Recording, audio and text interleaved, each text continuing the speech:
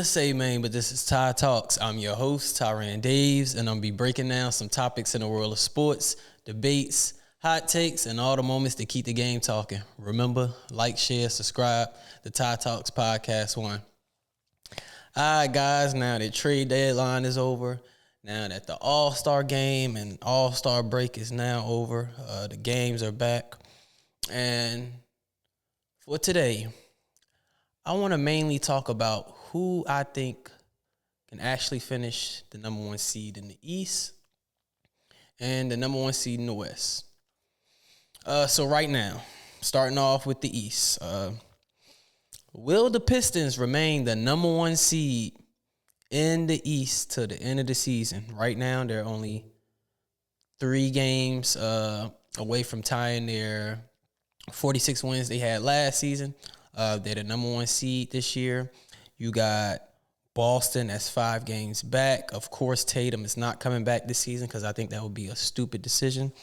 Then you got the Knicks, who is 6 games back. I think for the Knicks, which they lost to the Pistons. For the Knicks, they have to learn how to win, man. I don't know. Sometimes Cat get a little shaky. Jalen Brunson, look, y'all said Jalen Brunson's better than Cade. That's what y'all been telling me all season. That Jalen Brunson's better than Cade Cunningham, which is insane to say. Knicks just got a lot of things to work on. I think regular season at this point really doesn't matter for them. They got to get to the playoffs. Of course, they're going to get to the playoffs, but they got to get to the NBA Finals. Cleveland right now are 6 games back. They've been on a 4-game winning streak since they got James Harden. And James Harden is going to have Evan Mobley and Jared Allen eat. Them two are going to eat with James Harden. You know how James Harden get down with his big man. He keep them involved is a very important part. If you want to, if Cleveland want to go anywhere in the East, to the finals, to any conference finals, something Donovan Mitchell have not been to yet. James Harden will help a lot, but Evan Mobley is going to have to step up. It's just something that Evan Mobley is going to have to do if he want to get to a conference finals. And no, it's not going to have to be just a James Harden and a Donovan Mitchell show. Evan Mobley is going to have to show up and help, man. It's not just going to have to be them two. So I think Evan Mobley, the X factor. I think James Harden is also an X factor. But if them two can come together and help Donovan and Jared Allen, which I think those two are consistent out of the two. Yes, James Harden is 25-12, but I'm talking about when we get to the playoffs. We know what James Harden do in the playoffs, and it's never a good story for him in the playoffs. So that's just what I think about Cleveland. I think Cleveland can go very far. I do. But it just depends on James Harden and Evan Mobley. All right, the West. We're on the West side of things. So skipping over to the West, we got a hurt OKC. Shai Gilgeous-Alexander been having a phenomenal season.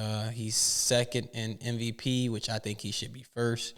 Honestly, if you wanna be truthful, SGA probably would have won MVP this season, but I think this adductor strain that he's going to be out with, that's what I was about to get to. But this adductor strain that he has, I think going to cost him this award just because he's missing games. And it's showing you right now that OKC can actually win games without Shai. You have the San Antonio Spurs who sitting at the 2nd seed. They are 38-16, and the Thunder are 42-14. They are literally 1 game. Well, it's probably 2 games now. 2 games back from the number 1 seed, the San Antonio Spurs, which right now they seem very healthy. Keldon Johnson might end up winning 6th Man of the Year this year. I can see that happening, unless Nas Reed go back to back. but I can definitely see the San Antonio Spurs reaching that number 1 seed in the West just because we don't know how long Shai's going to be out. And right now the Spurs are looking real good. They had 2 All-Stars this year. They had De'Aaron Fox and they had Wemby. Also, I think Castle next year will end up joining them. I got good hope and faith for the San Antonio Spurs to catch the Oklahoma City Thunder and take over the number 1 seed in the West. So I can definitely see that happening. We will have to continue seeing what played out when Shai come back. I don't think J-Dub has been doing that great this season. I know he's been off and on with injuries and stuff like that.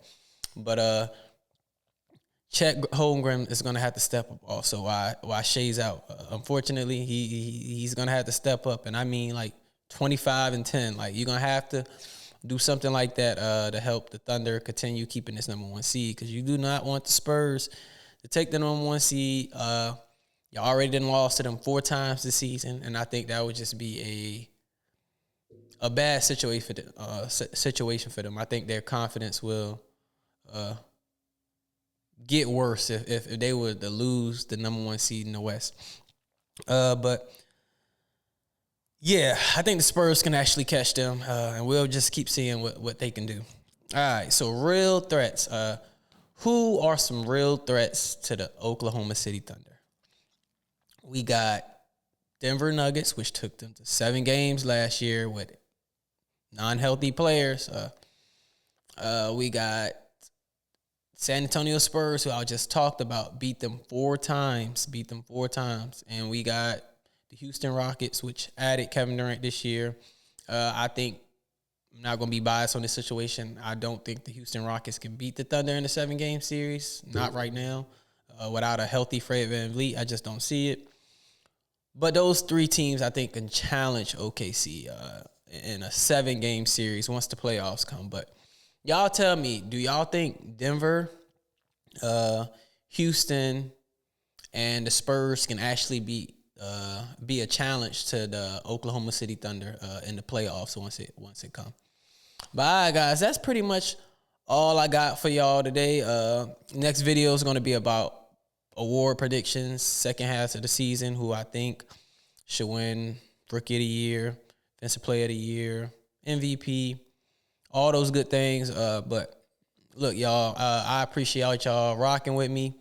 Like, share, subscribe to Tide Talks Podcast 1. More content. Peace out.